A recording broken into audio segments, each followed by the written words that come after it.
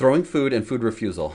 Do we make him stay in his chair, the one bite rule, the no thank you bite, so confused and stressed at dinner time? This is totally normal and expected. And it's usually between 12 and 15 months of age where the parents start to get really stressed about mealtime because all of a sudden they are seeing this baby that used to just eat whatever they gave them or kind of spit it out and was really cute.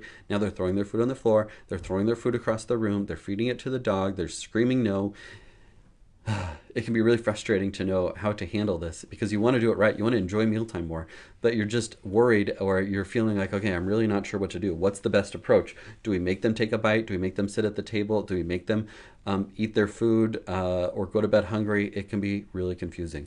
Bottom line is do what supports a peaceful mealtime without creating habits that allow your child to get away with not eating the food that everyone else is eating.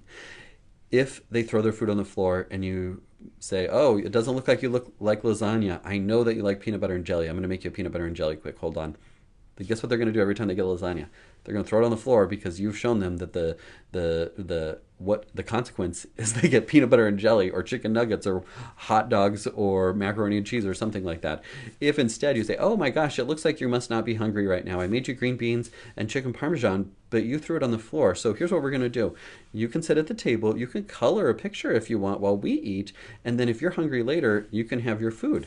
And then then you take their food and you cover it up and you put it in the fridge. If you can keep it in the same plate, then that's great because then they'll quickly associate, "Oh, this is the same blue plate. This is the same dinosaur plate that I had earlier, and you're giving me this food back again.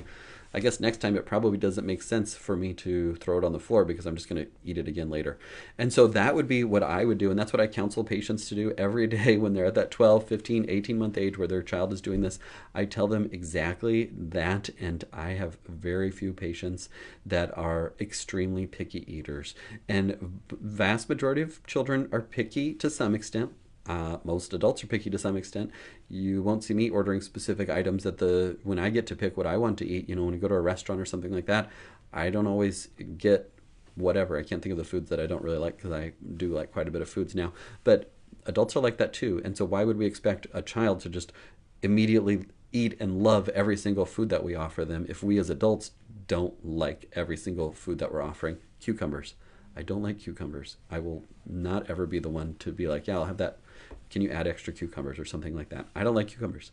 So I would expect that your child has things that they don't like, and that is okay. You don't have to make a big deal out of it. What you do is continue to offer, and if they throw their foot on the floor, they're telling you that they're not hungry right now, which is fine.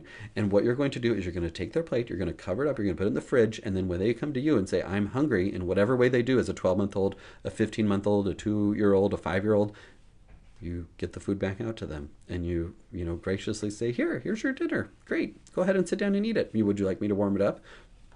That's all you need to do.